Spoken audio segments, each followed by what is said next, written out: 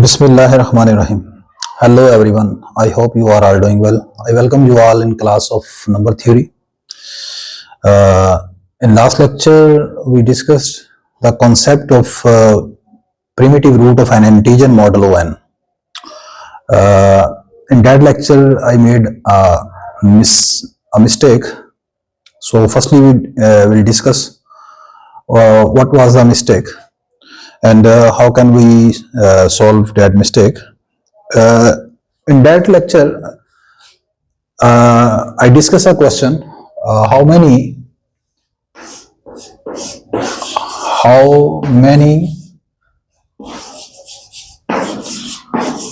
primitive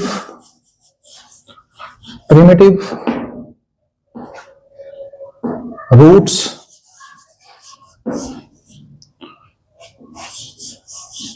of n is equal to 100 exist, and I gave answer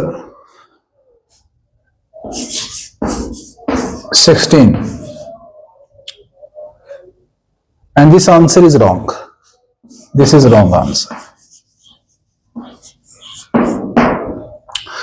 Actually, n is equal to 100 has no primitive roots. There is no primitive root for n is equal to 100. I calculate this answer by just applying the formula phi of n by taking by putting n is equal to 100 here. I calculate this is equal to 16. Although mathematically there was no mistake in the calculation of phi of 500, this is exactly equal to 16. But the problem is in the statement of this formula. Actually, this formula is applicable only when we are confirmed that at least one of the primitive root of a given integer exists.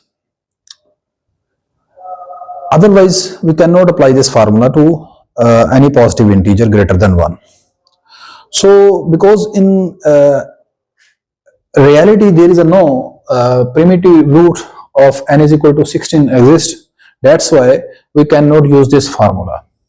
How can I verify this statement that there is no primitive root of n is equal to 100 exists? Actually, we discussed a second theorem that can be stated as, if n is greater than 1, then n has primitive roots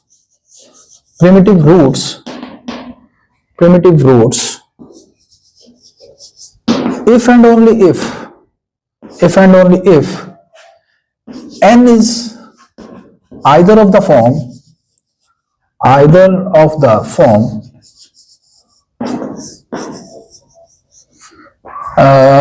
n is equal to 2 or 4, or should be p raised to power k, or 2 into p raised to power k, where k is greater than or equal to 1 and p is an odd prime. P is an odd prime.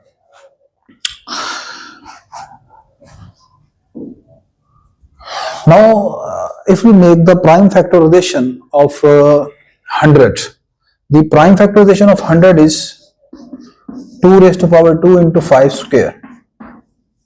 So you can notice that this prime factorization is not any of the form discussed in this theorem.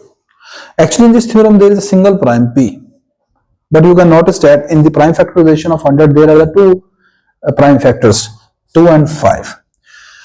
This shows that according to the statement of this theorem, n is equal to 100 has no primitive root. So what is the safe side if we have a question that if we have a given positive integer and the question is that how many primitive root of this positive integer does have. The safe side is that firstly we will make the prime factorization. For example, if my n is 50 and question is that how many primitive root of n is equal to 50 does exist.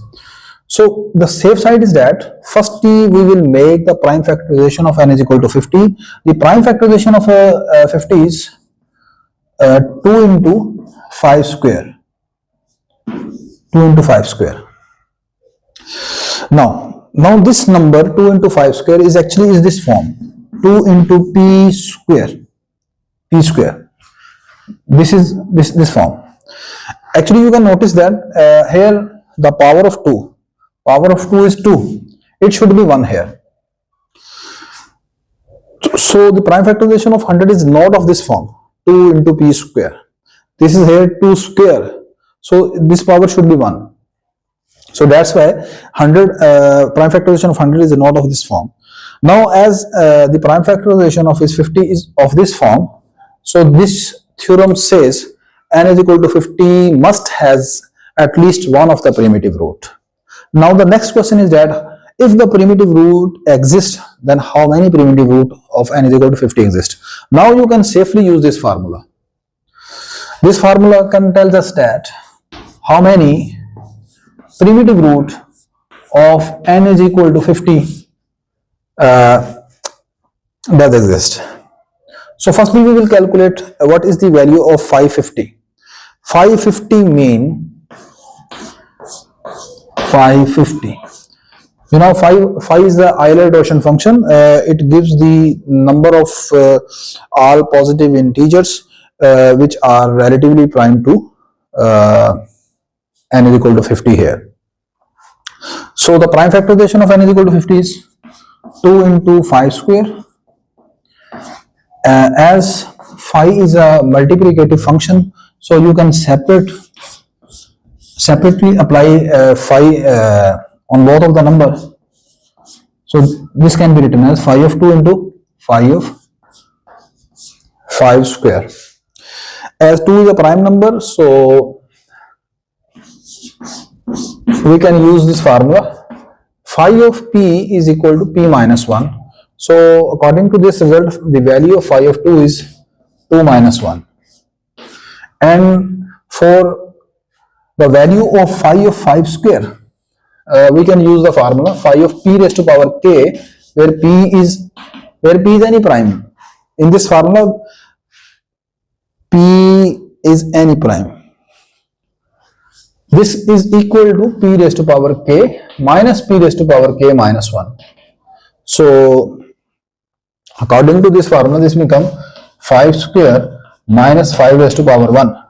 2 minus 1 is 1 and this is equal to 20 is equal to 20. So phi of 50 is equal to 20 here. So this becomes phi of 20. Next we have to calculate phi of 20. Phi of 20 has a prime factorization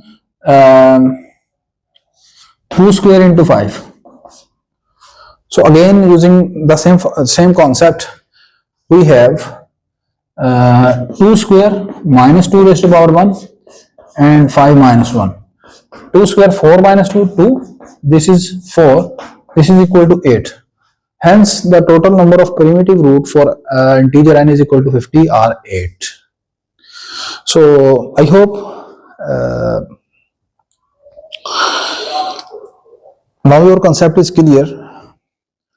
What I want to say, if you have any positive integer greater than 1 and you have to check is there any primitive root of this integer exist or not. So for this, firstly you will make the prime factorization of that integer. If the prime factorization is one of the form, then this theorem guarantees that your integer has a primitive root. Next, to find how many primitive root does exist, you can use the formula phi of n. So I hope now you have a clear understanding about today's topic. If you find this lecture helpful, kindly like, share and subscribe. See you in the next lecture. Take care. Allah Hafiz.